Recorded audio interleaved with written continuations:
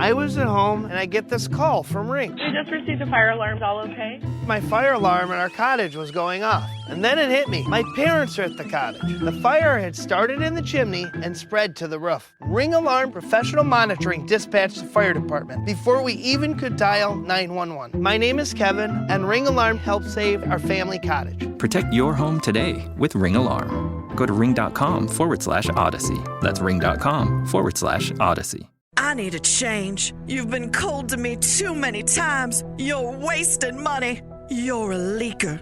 So I'm replacing you with a new Navien tankless water heater. No more cold shoulders, no more leaks. Just spa-like comfort and Navien peace of mind. And oh, I want you out today. When you're ready for a change, ask your plumber about Navien or visit tanklessmadesimple.com.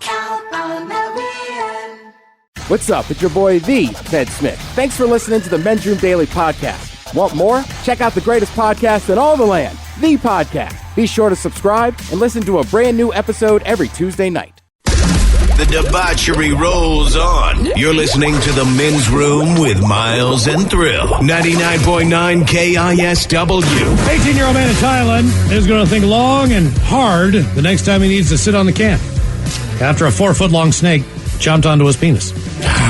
Man went through the ordeal Tuesday night in a town outside of Bangkok, Thailand. Moments after he sat down in the toilet, he says he suddenly felt tremendous pain as the non-venomous python took a bite of his python. Snake on snake violence. These crazy TMZ people. Are pythons, they're normally what, a constricting snake? Yes, okay. Correct. Well, he's going to hit it and Would you rather be bitten? Now think about it. You could have two options. You sit on the toilet. Either this thing bites you, but when it bites you, it's done biting you, right? It doesn't like it just hangs on. Or this thing wraps around you. Okay, you're right. I don't know that. But if you said, look, I got to go to the doctor because either a python bit me when I was sitting on the toilet, or you go to the hospital and say, I need help getting this python off of my junk. Not shockingly, the kid jumped up and ran for his life with his pants around his ankles. Luckily, the snake did let go, but it left a seriously bloody mess. A young man said as soon as the snake let go, blood sprayed everywhere. Well, yeah. His mom tried to calm him down. That's exactly the situation you want. That's the first time you can tell your mom to go to hell. Your penis will be fine. Relax, you just got bitten on your penis by a python. I mean, right, they're constrictors, but you've seen plenty of videos of one latched onto somebody's arm. Yeah. So he went and got 3 stitches on the tip there. Back at the house, animal handlers were called in to retrieve the snake, which was still in the toilet, by the way. It was captured and released. Released? Yes. I would take that very personal. Like, no, something needs to happen to the snake. Even if you just slap him around a bit before he let his ass go. So just know, if you're one of those people who go to Thailand for the beaches, it's the only reason to go, Miles. This would not be an ideal situation for you on vacation. So just because remember, the beaches get less frequent. Also, just a PSA. Everybody knows I hate snakes. Yeah. I have a phobia of them. You don't have to tweet me these stories. Oh yeah. Ted, if you hate snakes, man, you would be impressed by. I was in Eastern Washington. What in the have you ever seen a the badgers basically just absolutely annihilate the rattlesnakes out there? It is insane. It is like a world war going on between these two, and the badgers the badger wins every time. Yeah, I would think so. Oh, they absolutely annihilate them. Man. It's a badger. I know, but I didn't realize how badass they were. What do they say? Badger on, badger up. What do they say in Wisconsin? I'm not sure, man, but you don't want to mess with one of those please. Things. Either way, badger up. No fear in these things. No. Voluntary or not, what was your last medical procedure? 206-421-ROCK. Hello, Anthony. Welcome to the Men's Room. Boo! Boo! So here's the story, guys. It was my daughter's birthday a couple months ago, and it was her very first birthday, so it was kind of big. I'm part Filipino, so the parties can get out of hand. And so we were breaking... Oh, you know what they say about Filipino birthday parties. Mm-hmm. Man, oh, man. Here comes the tiki punch. If only we had Lupia. Pretty much, right, guys? So everything's going swell, right? I got all the food grilled up, and right now I'm on this kick of raising bonsai trees, so I got these Japanese maples on the side of my house, and they got a little bamboo sticks in them, to kind of form the branches and keep them up as support. And so one of my boys, he goes, "Hey, man, look at that tree, man. That's beautiful. Let me check it out." And so I go to reach over and pick it up, and I take this little piece of bamboo right to the eye. Oh, damn. Oh, no. Yeah, so I take a step back, and I kind of shake it off, and my boy looks at me and goes, "Yo, bro, you're bleeding out of your eyeball." I'm like, "No way, man, whatever," because we had a few. And I go walking inside like nothing happened, and I'm looking in the mirror, and I got a sliver, what looks to be a sliver in my eyeball. And, so I grab my wife, and I'm like, yo, I need to talk to you real quick. We go in the bathroom. And she's like, right? I'm trying not to freak her out. And she's like, babe, you got a chunk of wood in your eye. And I'm like, yeah, is it wood? Or is it just a reflection? And she's like, no, that's a chunk of wood. And so we had a couple nurses over at the house, and one of them comes in and is like, Anthony, you got to go to the doctor's right now. And by this time, man, I'm starting to sweat, and I hit the deck. I pass out. No way. Right? Yeah, I passed out because everything, now, for real, it's a chunk of wood in my eye, man. I know. Trust me, I get it. But now that you know, it's gotten worse, right? Exactly. Everything is hitting me, right? And so I come to, and they're on the phone with 911, right? My wife runs out, and she's like, I'm dying right now. And so the 911, my buddy's like, hey, man, are you all right? I'm on the phone with 911, and me instinctively, well, hang up, bro. So he hangs up the phone, and they call right back, and they're like, let's talk to the victim, right? And so I legitimately, guys, had to fend off a question that I didn't get attacked with a piece of bamboo from the 911 dispatcher, right? Yeah, they want to know everything. They wanted to see, if it was domestic violence, all that jazz. So I go to the ER room. Yeah, my wife's a panda bear, and she's stabbing the eyeball with bamboo. Right. And so, my wife's like, okay, party's over. And I'm like, no, man, it's the first birthday. The party goes on, right? So I go to the doctor's office with my brother-in-law, and we're sitting there, and I got this ER doctor, and he's fresh, right? And he wants to prove that he's a good doctor. Oh, boy. And so he's like, oh, bro, I got it, right? I got you. Just sit back. I'll be right in. Let me put these eye drops in. And so they put the eye drops in, and he comes back with a syringe. And I'm kind of looking at him like, yo, I got one good eye, and I can see what that is. What are you doing, bro? And he's like, just hold still. And, like, that's the last thing you want to hear as the dude's going into your eyeball with a needle, right? Right. So he's picking at my eye like an archaeologist who's finding, like, a T-Rex bone, right? And he's going, and he's digging, and he just stops and goes, yo, bro, I can't get it out. And like, how disheartening, right? You go to the doctors and you can't get it out. And they go, okay, we'll go to an optometrist on Monday. Well, it's Saturday, man. So the next day is Father's Day. I got a chunk of wood in my eye, and I'm just chilling, right? And I can't see out of it. And for real, there's like a finger in the middle of my eye. Half of my vision is gone. It's all blurry. Does it hurt? Yeah, I was saying, does it hurt? Hey, man, does a bear S in the woods? That's fair. You got bamboo in your eyeball. Okay. It hurt, bro. It hurt like an SOB, right? And so Monday, I go to the optometrist, and the doctor, she looks down and she goes, oh, well, you got a piece of wood in your eye. And I'm like, yeah, well, you got that right. And she goes, well, does it hurt? She asked the same question. I'm actually in a lot of pain right now. She goes, well, there's nothing I can do for you, but we got a guy in Tacoma who likes that sort of stuff, so I'll give you his number. And so I go out to the emergency eye doctor, right? And this guy sits me back in the chair. He's like, oh, that's no sweat, no problem at all. He goes back, grab me the sharp jeweler tweezers. So I'm sitting there, and guys, he grabs it deep into my eyeball, pulls it out slow, and I can see the sliver removed as it comes through my eyeball. Yeah. And you want to talk about a sensation and a feeling of bliss. It was the greatest thing ever. What did it feel like as they're pulling this thing out? Awkward. Okay. You could feel the pressure in the eye closing. I had the sliver. I had LASIK surgery like in '97, pretty early on in the deal.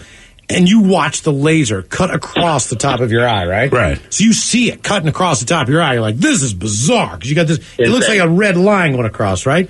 And then they open up the flap like a door, okay? And you just go blind. Yeah. And I mean, it is black. I mean, you've never seen darkness like this before. I mean, I've been in caves and it's crazy. And then they slowly, after they shoot the laser in there, they slowly put it back on, and it's like this window opens up, like someone pulled the curtains of a hotel room, and you can see again. And then you can really see. You're like, what in the hell, man? You see everything. Granted, it is your eye. That's what they do. Like if you're going to see anything. Yeah. I mean, it's like really close. You know what I mean? Do you get to keep the piece of bamboo? I tried, but it was so small. He's like, hey, check this one out. It was actually 3 millimeters long. That's pretty decent size. And for your eyeball. Do you still have this hobby? Oh, yeah, man. I love them little bonsai Japanese maples. Okay, all right. Good times. Time of COVID. You need something, right? No, I hear you. It's funny, you bring up these bonsai trees. My kid just discovered, oh, Christ, I don't even know what streaming service it's on, Cobra Kai. Right? Oh, yeah. Mm-hmm. All right, so I've gotten sucked into this thing now. My kid absolutely loves it. But the one thing they keep going back to, and trust me, we just finished, season 2 yesterday when he's done with school, right? I mean, he finished school and it was like, Dad, can we finish watching Cobra Kai? I'm like, Jesus Christ. All right, man. But bonsai trees keep coming up. So it's just the point that he brought it up. I'm like, I haven't thought of bonsai trees since I saw Karate Kid back in, 83, 84. Is this worthy of him going back and watching the first couple movies? Oh, friend, I don't think you've met my wife. So when he brought up that he wanted to check out this Cobra Kai thing, because as he understood it, there's a bunch of high school kids, which it is, and they all know karate and they fight a lot. It's such a ridiculous show. But whatever the case, she was like, look, I'll watch this with you, but your ass needs to watch the first Karate Kid. Karate Kid is Karate Kid, so he loved Karate Kid. And we saw the second one, which was really terrible. The first one I sat there, I'm like, it's silly, still a good movie. Anyway, I sat down and watched Cobra Kai, and I will say, if you are familiar with Karate Kid, any character that you can think of that was in the movie shows up at some point during Cobra Kai. Some people have aged better than others. I'll just leave it at that. The one guy looks plastic. The guy who used to be the bad guy. Who, Johnny? No. The blonde dude? Yeah. No, man, you know what? He looks like he's about our age, probably a little older, but he actually looks all right. Are you talking about the guy that ran the other dojo? Right, the guy who does the commercials, too. Right, because he does the real bad guy. Yes, the guy that ran. Yeah, he doesn't look so good, but I will say this, as he showed up in the show, I thought to myself, I'm a grown-ass man, and I'm looking at this dude, and just based on his character and how he acts it out, like, I'm still scared of this guy. Mm-hmm. There's just something about him, man. I would not have with that dude. Voluntary or not, what was your last medical procedure? 206-421-ROCK. When's the last time you saw Karate Kid? Oh, God. Mm-hmm. I mean, I don't know. I just remember the standard stuff. Wax on, wax off, paint the fence. Oh, yeah. Yeah. That's still a thing. What was the second one when they were in Asia? They went to Japan, back to having seen this within the last week, let me tell you, Mr. Miyagi had to go back to Japan, and his town was kind of no longer there, but Ralph Macchio, whatever his name is, Daniel decided to go with him, and of course, Daniel runs into trouble, but this time, this was not a tournament. See, the other one in the original Karate Kid, just a tournament. Sure. This one was life or death, so the guy he's fighting is legitimately trying to kill him, and there's nothing like watching Ralph Macchio fight to the death. And they had to break ice. Oh, man. Oh, yeah. They broke ice. The good old days. Hello, Ron. Welcome to the men's room. Hello, Ron. Hola. And Ron's gone. No more Ron. Hello, Eric. Welcome to the men's room. Oh, no. Come on. No. They all go down? They all just dropped. Oh, they all went That's down. the phone line. Okay. That is the phone line. All right. So everyone that was on hold, sorry. If you're wondering about things coming out of your body, we've had a couple calls today about people getting stuff removed. A doctor in England was feeling queasy after extracting 16 years worth of earwax from a man who had not cleaned his ears in almost 2 decades. It was comfortably the largest haul of earwax and dead skin I've ever removed from a single ear. You call that a haul? Said the doctor who was known as the Wax Whisperer. The unnamed patient had visited his practice after suffering from severe ear pain, vertigo, all kinds of stuff for several weeks. He had previously undergone a radical mastoidectomy, whereby part of the area of his skull behind his ear was removed due to infection, but he had neglected to properly clean the orifice for a decade and a half afterward. As a result, his auditory canal had become a repository of gooey and black wax that had amassed there for almost 20 years. Now, Ted, you never saw the picture, did you? No. Okay, I'm going to pull up this and I mean this honestly. We see a lot of not so awesome things as we do research for the show. This one kind of stopped me in my tracks. I was like, this is about as gross of a thing. But did he just never use a Q-tip? He just never cleaned his ears, man. The guy he just performing never cleaned his ears. The guy performing the procedure was slightly nauseous upon witnessing the mountain of refuse. And while the wax was ultimately successful of taking that out, it was very difficult in a complex case. Either way, this is not the first time the, quote, wax whisperer has had to remove mammoth amounts of earwax. In 2018, he operated on a woman with a chunk so big that it prevented her from wearing a hearing aid. And have you ever had that feeling, man, where you have a big ball of wax or something and it finally either comes out or just kind of opens up and you're like, I did not realize I haven't been able to hear for the last 2 or 3 months. Yeah, you don't realize it's weird. You're like, it's like there's this ringing in your head that you don't know that you have, kind of. I had one, I guess I wasn't properly using Q-tips. Like, you know what I mean? Like, you're mainly supposed to clean the outside of the... Right. So you're jamming everything in there like you're compacting a trash can. Right. So same kind of thing. I'm sorry. Oh, yeah. That is... Jesus. It is so disturbing. That's a lot. That is a lot imagine, of earwax. right, one of those. But same thing, I went to the doctor and I was like, I don't know if it's allergies or whatever, but like, the left side of my head doesn't seem right. Like when I take a shower, it's almost like I can hear the water hitting on top of my head. Exactly. It's almost like you're underneath an awning. Right. But then I'll be dang, like I went in there and they were like, oh yeah, we got to get that out. And same thing, it was like, it hurt, and then just pope. And you're like, I can hear. It was wild. Voluntary or not, what was your last medical procedure? 206-421-ROCK. By the way, comment comes in. I watched Cobra Kai, and I want a bonsai tree as well. I didn't say I want one. I don't want one. I'm sure they're cool. The problem is maintenance, friend. That's all I'm saying. Hello, Tracy. Welcome to the men's room. Oh, men's room. Hey. Hola. It is, in fact, the men's room. Tracy, Yeah. You got us. Hola. I got it. All right. How are you? We're doing great. Thank you. Okay. So 7 years ago almost? I think it was about 8.5, but go ahead. No. I let my kid go with an appendicitis for a week.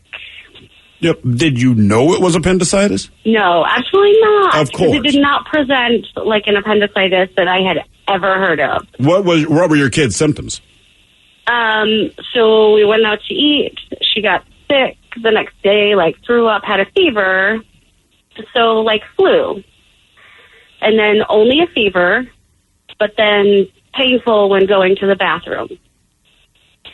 And so, but she's 7, just turned at the time. So then you start to think like flu can present with diarrhea, and she's a girl, so UTI is the first thing. So I take her to the doctor, and getting a urine sample is hard for a kid that says it's painful to go.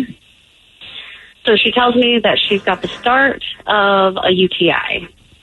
So they give her antibiotics. So I didn't really want to give her the antibiotics because I have my own things about it. But I did for 24 hours along with Azo to help with the pain. And after 24 hours, she was still in as much pain as she was before. All right. So it's like, there's no way this is bad.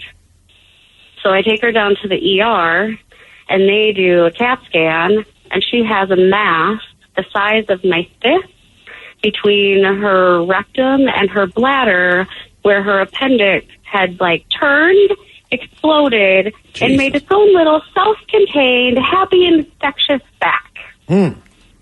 Yay! Now let me ask you this. Did the doctor explain to you what the appendix does other than attempt to kill its own host? Not really. And other than the fact that, like, they had never seen it like this, nobody even thought that this is what it was. What is your weird thing about antibiotics? Do you get allergic to them? No. I just think that they are overprescribed, and I don't use them if they're not necessary. So when you say you think she has something, I say, well, make sure before I give her a medication. Okay, that's fair. That's fair. Yeah, okay. Oh, because this is Tracy from 94 on the flip phone. Oh, God, that's right. From 1994. Have you upgraded your phone yet? No, absolutely not. Okay. Good God. I By bet the your- way, bet your what brand of phone do you have? Because right now you can at least say it lasts 24 years. It's like 26 years. It's an AT&T, but when I turn it off and turn it back on, it says Kiosco or Kioska. I don't know. Okay. Kioska. Yeah. Well, that's all right. She still has that goddamn phone. And you know her kid's a teenager now because it happened 8 years ago, and kid was 7. 14 and a half, Kid's got an 15. iPhone. Thank God my mom can't text me. Ooh, that's strong. Voluntary or not, what was your last medical procedure? 206-421-ROCK. I was informed recently that nobody texts anymore. What do people do? Just my niece is going to college, and she was like, yeah, I don't answer your texts. I rarely do. And I was like, really? How do you communicate? She's like, Instagram, TikTok. Or not TikTok, Snapchat. Snapchat. Ah, okay. All right. Well, there's going to come a point in my life where I will not communicate with my children. It's just going to have, like, look, bro, text us as far as I'm willing to go. I'm not going to Instagram you. I'm not going to do anything else. I'm going to call your ass. Well, I will say, in her defense, she was also explaining, like, sometimes she's at school or work when she gets them, and you're not supposed to check them there. But she was dead serious. She was like, oh, we don't text. I was like, 18-year-old kids don't text? She's really? like, no. Huh. I had to text my kid today. Maybe I should Instagram his ass next time. Yeah. I texted my girl the other night. I was like, hey, man, you want to come down and hang out and we can, eat dinner or whatever? She's like, I moved. What? You moved? Yeah, I got moved back to school yesterday. I was like, why the hell didn't you tell me? I was meaning to tell you. That's what I was here. Check my story, Dad. Yeah, right? I had it on Instagram. I mean, the whole thing. Voluntary or not, what was your last medical procedure? 206-421-ROCK. So I just left the house to go pick up my kids, and 10 minutes later, I got a motion alert from Ring. My alarm was going off. I opened up my app, and there's this guy running out the front door. I didn't know who he was. Before I could do anything, I got a call from Ring. This is Jordan with Ring Alarm Monitoring. I'll send the police right over. My name's Nadine, and Ring helped save my house from a break-in. Protect your home today with Ring Alarm. Go to ring.com/safety. That's ring.com/safety. At World Financial Group, their mission is to help individuals create the life they want to live while protecting their loved ones and planning their financial legacy. Their licensed agents focus not only on helping you get a better understanding of financial concepts and products, but also on creating a strategy to help you get ahead. Interested in connecting with a licensed WFG agent? Go to their website at www.worldfinancialgroup.com/education to learn more. You're in the men's room. 99.9 KISW and KISW HD1 Seattle. Coming up, the return of Who Sucks Less. After emails on our question, voluntary or not, what was your last medical procedure? 206-421-ROCK. You need something for your throat soon, man. I know. Guess who it is, Dad? James! James, welcome to the men's room. Hey, hola, guys. How you doing? Hola. Yeah, about 3.5 years ago, I was diagnosed with prostate cancer. Oh, and by the way, September is Prostate Cancer Awareness Month. But anyway, so prostate cancer is diagnosed by a blood test. It was doing my 50-year-old physical, and they said, hey, you've got this positive count, so you need to go in and get it looked at. So I went in to a urologist, and, he looked at my numbers from the blood count. He goes, yeah, we're going to have to go in and do some core samples. So, and of course, as you'd expect, core samples aren't pleasant. No, the only thing I picture with the core samples, like stuff I see on like Discovery Channel, they drive a pole into the ice 20 feet down, Are you sure you weren't at a museum? Right. Yeah. So it's even more fun. So the core samples is this thing that goes up, and then the dude pulls a trigger, and it pokes this little thing up, and it pulls back a core. And you have to do that 20 times. 20 times in a row, or 20 separate Which means you had 20 different polyps in there. Yeah, basically it's like move around and then shoot because you're shooting the prostate, and you're pulling cores from the prostate. Yeah. So anyway, of course, they do tell you that they're going to numb it all up, so it's just going to be a little uncomfortable. But it was a little uncomfortable. I like how they explain that. Like, really, you're going to probe my butt, and you feel that you have to warn me that this is going to be uncomfortable. I got that. Yeah, it gets better. So anyway, so they do the core samples, and I wait a couple months or a couple weeks, and they come back and they say, yeah, of those core samples, like 10 to 12 of them were positive. So you got prostate cancer. And I'm 50 years old. The average American is 67, so I'm a little young, so it kind of caught me off guard. So anyway, we explored the options with the doctor. And the options are you can get your prostate removed, or you can have radiation treatment and kill the prostate, and it stays in there and, could possibly cause more problems. So I chose the prostate removal because I'm 50 years old. I want it gone. I want to know the cancer gone. So couple weeks before the surgery, I go in and they have to check my bladder to make sure my bladder can successfully hold a what those things called the thing they stick up your penis to a catheter. Catheter. Anyway. Yeah. Okay, so anyway, this is a horrible game show. Yeah. So tell them what they want, Steve.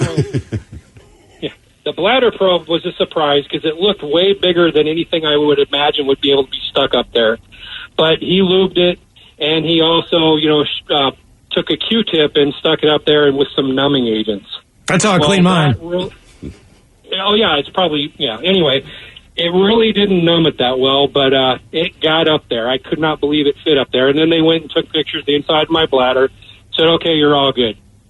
So come surgery day, go in there, get all stripped down, and, get put under anesthesia. Next thing you know, I'm waking up, and, the deed is done. My prostate is removed. They basically go into your stomach above your belly button, and they punch a hole there, and they take a little robotic thing, and they basically use pliers and pull all your prostate away from your urethra tube. Now, when you don't have a prostate, what are the precautions, or what is the massive difference in your life as far as diet goes, exercise, any of that stuff? That's all about the same as far as that, but it does have long-lasting effects. Like after the surgery, it was probably a good 6 months before I could hold any urine in. So basically, I was like leaking the whole time, so constantly wearing pads. But as the months go by, it improved. Okay. So that was one of the big effects. Then, of course, your prostate, also affects blood control to your penis. So if it doesn't work, then that doesn't work. So can you still fly the flag? No. Okay. Is there any way you could work forever? Forever, unless I went to go get something that those little tubes that they put in there, the little hydraulic thing. Okay. So that would work. Now, some people are lucky and it works for them, but I'm not one of those lucky people. Okay. Have you tried like a Viagra or anything to see if you were one of those lucky people? Have you gone through all the... Absolutely. Okay, I would try come on, man. every lucky thing that I could try. Brother was probably snorting Cialis. Yeah, the Cialis started it out, then Viagra, then the red pill, you name it, tried it, doesn't work. Did they tell you that was like part of the risk of getting that surgery? Absolutely. There's a big pamphlet you get, and they say this is what could happen. How long did it take you to make a decision about what you wanted them to do? Because obviously, like you said, they could try to irradiate it, might lead to other problems, and you don't want to risk cancer coming back. But then on the other hand, you will not get an erection again for the rest of your life. So how long do you mull this over, considering all the different things?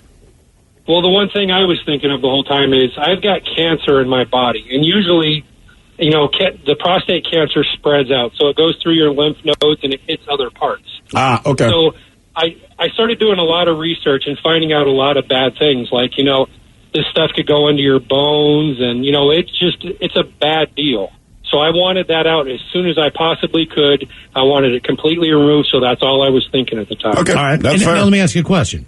So there's a possibility, and then and I hope you're cancer free at this point. And I am. Now, what is it like after you find out that all of these other options do not work? So, like somebody who's going to get their foot amputated or whatever, and they know that they're not going to have a foot the next day. Right. I mean, you don't necessarily know that or not.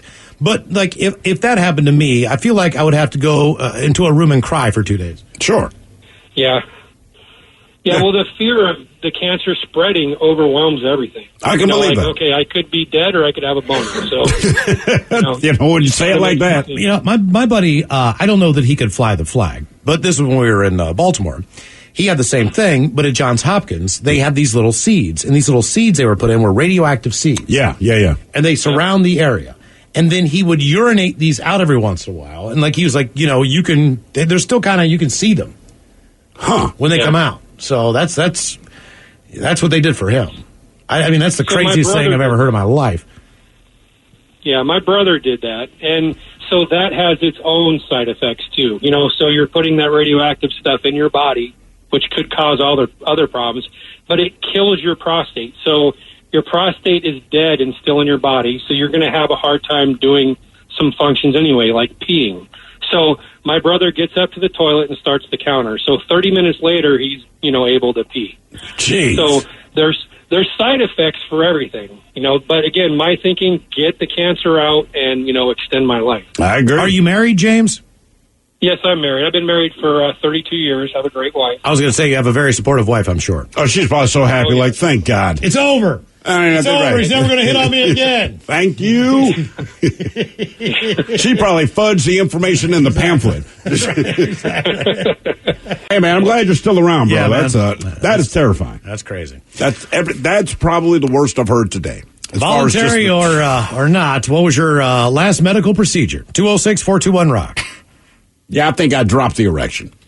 There's not a whole lot of times I'm going to say that in my life, but based on the way he just described everything, like, it's been nice knowing you, buddy, but don't bother to greet me in the morning. It's got to go.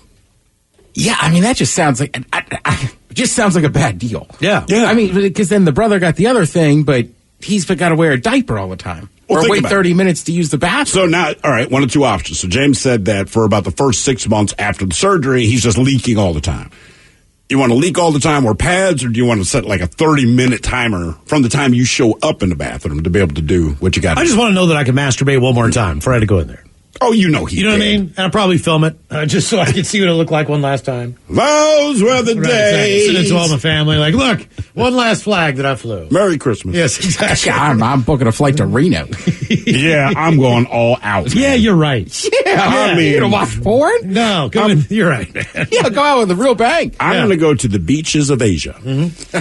Voluntary or not, what was your last medical procedure? 206-421-ROCK. Check the toilets. Get bitten by a snake. Yeah. Right. Hello, Josh. Welcome to the men's room. Hola. Hola.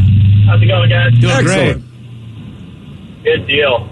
So, well, let's see here. Almost 2 years ago now, I had my second ACL replacement in my right knee. And I'll be 30 years old at the end of the month. Is this like a natural deterioration, or did you do something? No, it's all sports and work-related injuries. What sports? Well, I had my first ACL replacement when I was 15, and that was from riding bulls and dirt bikes and playing baseball and just being a kid. So I'm guessing you grew up in Manhattan. No, I didn't. Okay. And why did they have to replace it? Because you grew?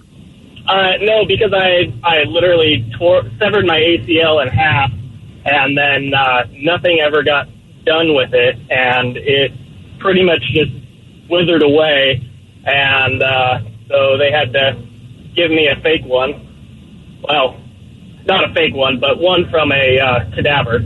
Okay, well, not fake, just someone else's. Yeah, just someone else's. Yeah. So that was the first one, and then that lasted almost 15 years.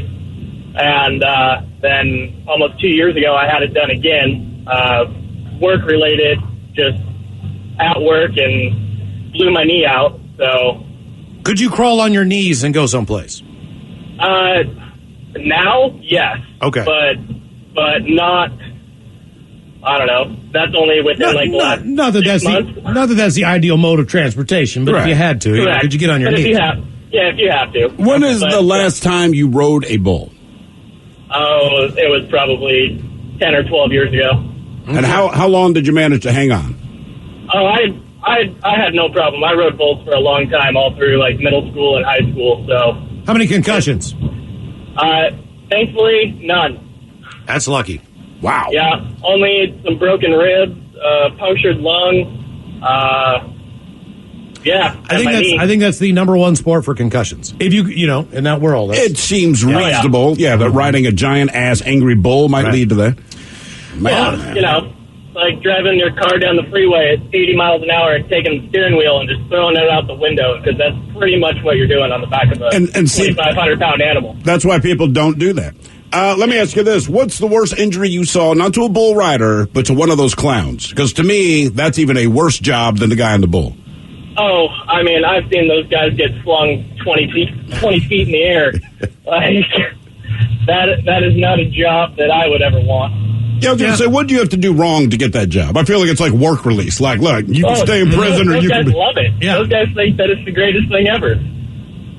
Wow. I mean, yeah, Mike and I saw bull riding live once, PBR stuff. Yeah. That's the real deal. Yeah, and it's kind of, like, it's cool and everything, but when one, because they usually run the same little area. Yeah. They don't use up the whole dirt. They stay close to the gate. But when one kind of busts loose and gets near you, like there's fencing and everything, but I mean, I backed away real quick. Yeah, it I would scared too. the crap out of me. Voluntary or not, what was your last medical procedure? 206-421-ROCK. Hello, David. Welcome to the men's room. Hello. Hola. So I'm actually very fortunate. The majority of my life, I've never had a major operation or anything like that. It was actually when I was born. So as it was described to me when I was younger, because once I figured it out, I hit it as quick as I could. But essentially, when I was in the womb still, I took a number 2 and got it in my mouth. So when I was born, my first breath is hardened like cement, and I couldn't breathe. I died. They had to bring me back, all that good stuff. Well, let me get this right. Your mom's pregnant with you. You poop in her belly, and then you basically kind of choke on your poop. So your first breath, you die at birth because you're literally eating S. Yep. And they pull the S out of your throat, or is that what happens? They vacuum it out? Yeah. Yeah, so I stopped the story when my mom told me when I was younger, because I was like, yeah, this is as far as I need to know, and no one's ever going to know this ever again. But, they must have vacuumed it out, is what I would assume. But what are the odds of that? I've heard of this once before. Not the choking on a part, but that the fetus, embryo, whatever, pooped inside a mom. Because, for my kids when they're born, and this is true of most kids, for the first, a couple of days, is it? Whatever it is, that black tarry stuff. It's not even poop that really leaves their body without assistance from the parents. And trust me when I tell you, I remember my daughter's first legitimate bowel movement because the game changed. But, what was it about you that you actually pooped? Yeah, I'm going to have to call my mom and get the story again because, it's been probably almost 20 years since she told me this. Yeah. Well, the thing is, you have no idea. You know what I mean? It's like anything else. Your parents are the ones that go through this crap. You know what I mean? Well, sure. They're the ones freaking out, panicking, everything else. You're just, you know. Kids don't know. Yeah, you're just of course born. you don't know. It's like, I remember when I got circumcised. No, you don't. You wouldn't want to. No. Man, man. These are memories that you do not have. Does, but yeah. I remember the doctor saying to me, he took my son in to get circumcised, and the room they're going to do it in, I'm in the room, but not as they're doing it, right? So the kids get a regular physical or whatever. And the doctor's explaining to us, what the process is. I'm like, look, I get it, man. But the whole time she's talking, there's this apparatus that looks like about the size of a boogie board, kind of. It's just like sitting on the table. Puts on that with straps on it. I did not realize that it was the tool they use. And just to give you an idea, medicine has come a long, long way. And then in other arenas, it just has not. And I realized as she's explaining the process, I keep looking at this thing, trying to figure out what the hell it is. And it kind of looks like an unfinished cookie cutter, kind of like if you had an imprint for the shape of the gingerbread man. And then it occurs to me, as she is speaking to me, oh my God, they're going to lay your kid in this thing, right? And there it is, the indentation, strap their ass down, and then do the snip job. And I'm like I started sweating because I realized how bad I actually felt for the kid. It's one, in my mind, they just do a quick, snip, it's done, they bandage it up. I didn't realize, your ass gets strapped to a board, right? Which one tells me it is inherent, right? From birth, you mess with someone's junk, they're going to try to kill you. But they strap down an infant because an infant will find the inner strength to fight you off going for that. And I'm like, oh, my God. So she ends this little pre-meeting thing by saying, you can stay if you want, but I don't think you want to be in here for it. I said, I do not. No. I cannot want. I thought it was done at birth. It's real close, but it's within a week, 2 weeks, something like that. They check everything else with the kid first, and I get that. And then if you opt for it, you bring your kid back. Like I said, a few days, few weeks later, I don't remember the exact time, but not long at all. Your kid still looks like wet, gooey, and weird looking. But when I had never seen that board before. I had no idea that your kid is strapped down, and I'm like, oh my God. So, the thing's done, the kid's fine, and but just that's your first moment of parental guilt.